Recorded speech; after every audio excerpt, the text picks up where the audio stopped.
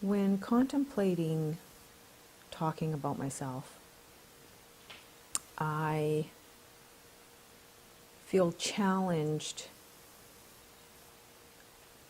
on how to explain my diversity, and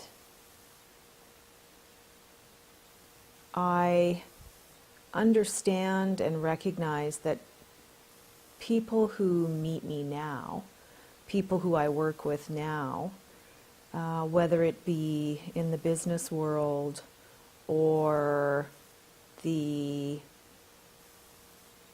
art world, any aspect of myself, there's an assumption made that the woman that stands before them now is the same woman that was 15 years ago or 20 years ago, or that I've always been able to operate from a place of understanding and wisdom, or have a perspective that is, in a lot of instances, really different than most of the world. And especially with my students or the people that come and see me for counsel, I sometimes forget that they're viewing me as who I am now and know very little about the process that I've underwent to become who I am now. And so I'm going to start with the beginning. I was born to a single parent. I then, at about the age of 4 or 5, was introduced to my stepfather, who was a monster, and lived the next 12 years in absolute terror and fear, along with my mother and my siblings. And decided somewhere along the line that I was going to do life differently. And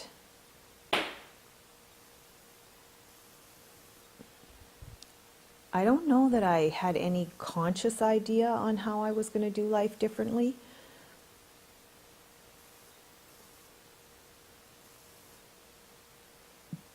But I learned really quickly to do what comes next. And that didn't mean that I didn't have a foreseeable outcome that I was working towards, or that I was not attached to a particular outcome. It just meant that I became really good at doing what comes next. And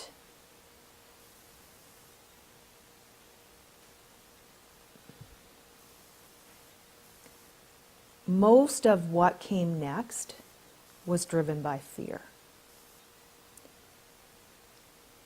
Most of what came next was driven by fear. And getting married, raising 3 sons, working in the business world,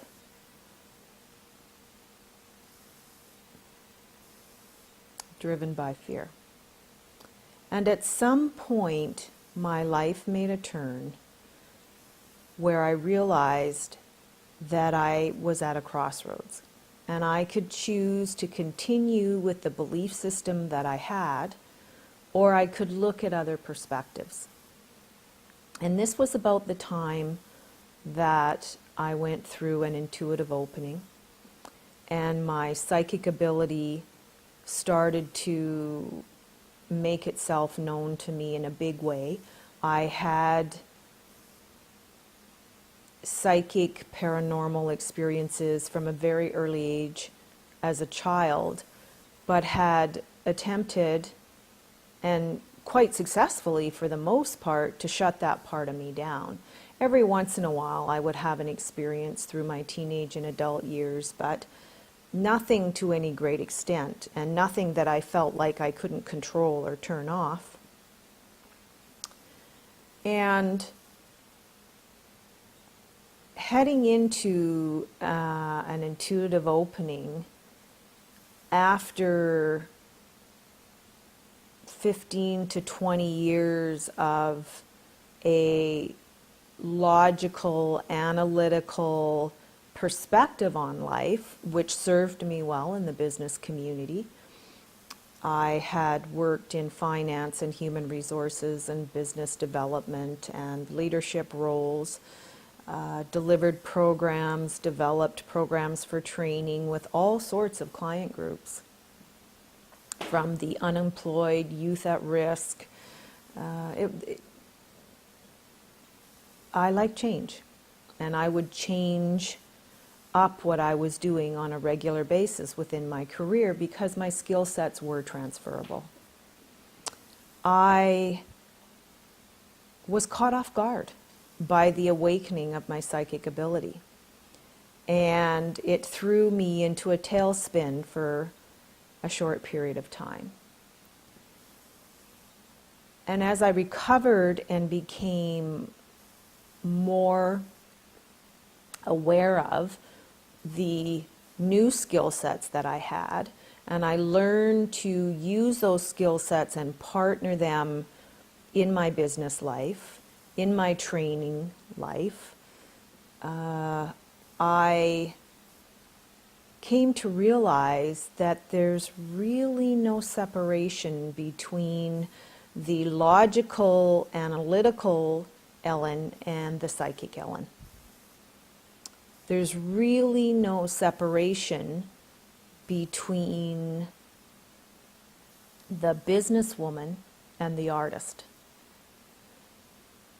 There's really no separation between the mother and the counselor.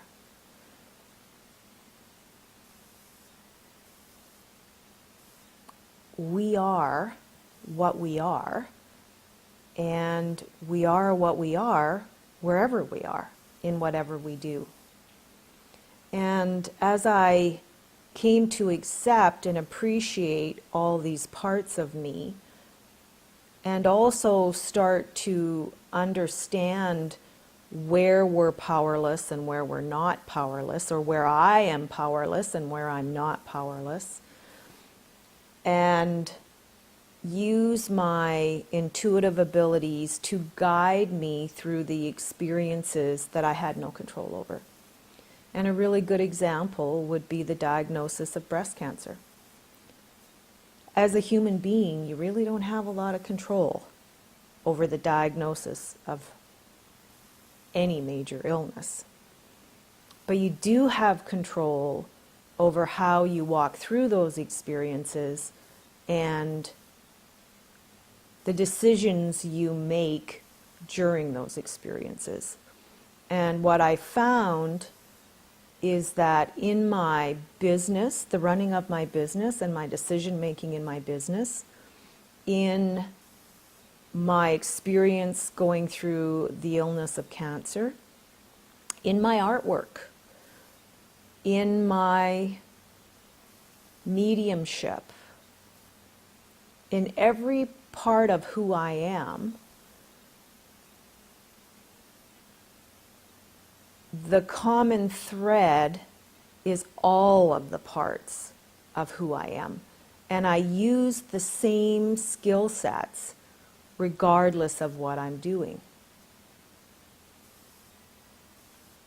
So when people say to me, Ellen, what do you do for a living? Well, where do I begin? I am a businesswoman. I am a sensible businesswoman. I am an artist who partners with dead people. I am a writer who writes material to train people in the practical use in the business world and the practical use of their psychic ability.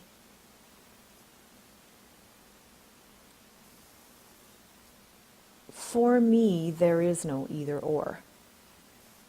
It is all part of the life experience that I'm having here. And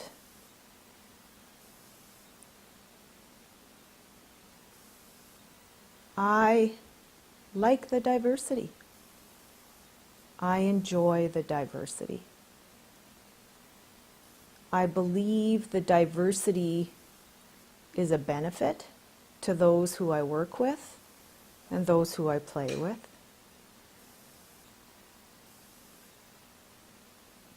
So when you travel through my website, you're going to run across the businesswoman. You're going to run across the artist. You're going to run across the mystic. You're going to run across the trainer. And probably a few other parts of me that I've forgotten to talk about.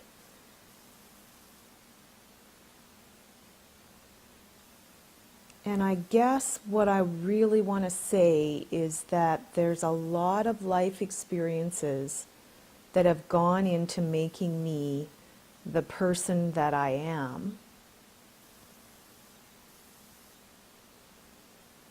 And